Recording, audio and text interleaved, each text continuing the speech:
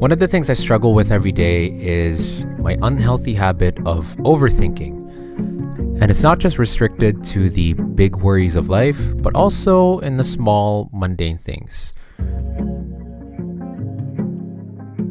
Overthinking for me is something that really bogs me down and restricts me from doing what I want to do. And let me explain.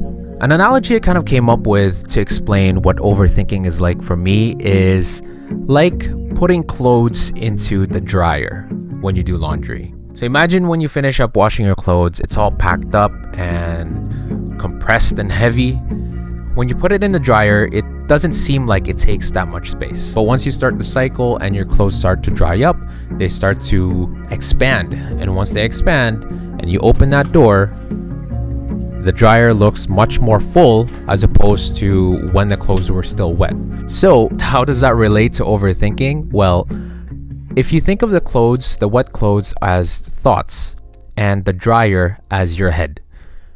Thoughts enter your head quite harmlessly, but as you let these thoughts kind of circle around and around and around, they start to take up more space in your head and it starts to become crowded. It's not the best analogy, but I hope you get the picture of what I'm trying to say. My brain starts getting overwhelmed with all these thoughts, and it limits me from actually making a decision. It sounds crazy, I know, but this is something that I've been experiencing for years, and when I get stuck in that cycle, I actually lose track of time. When I come back to my senses, I haven't done anything. I've just been sitting down, thinking about something for God knows how long. After learning more about mental health and putting self-love as a priority, there is one activity that has really helped me just get a sense of what the hell is going on.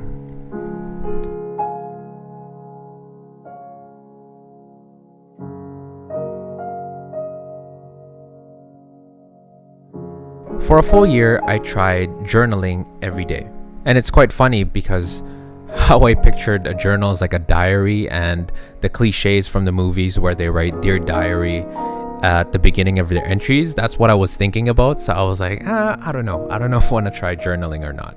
But yeah, I started journaling since last year and just trying to thought dump as much as I can.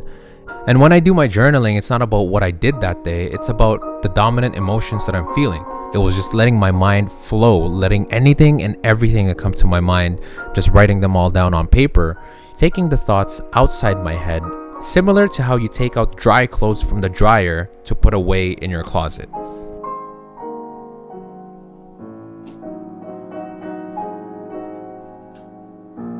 One of my entries here was about work.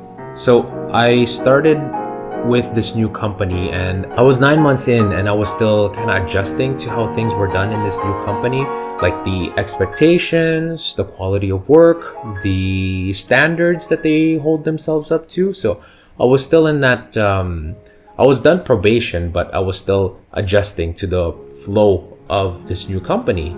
And I was assigned to work on this project, but towards the end of the year, the timelines were starting to get pretty tight and the budget was getting into the reds almost. Unfortunately, with that project, I made a lot of mistakes.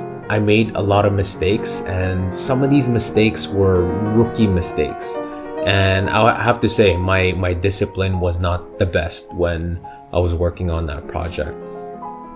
At that time, we were also not getting a lot of projects in our office. So I had a big concern with my job security. And I was really scared that I was going to lose my job.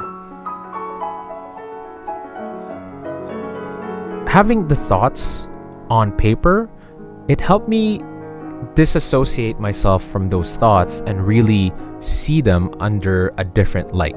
It helped me look at these thoughts from another angle and really understand what was going on and if they actually made any sense.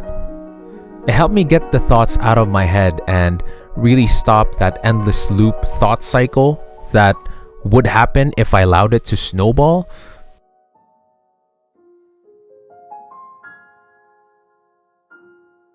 After a year and looking back at my entries, I was really able to understand that you are not your thoughts, and it's all in your head, and you just need to get out.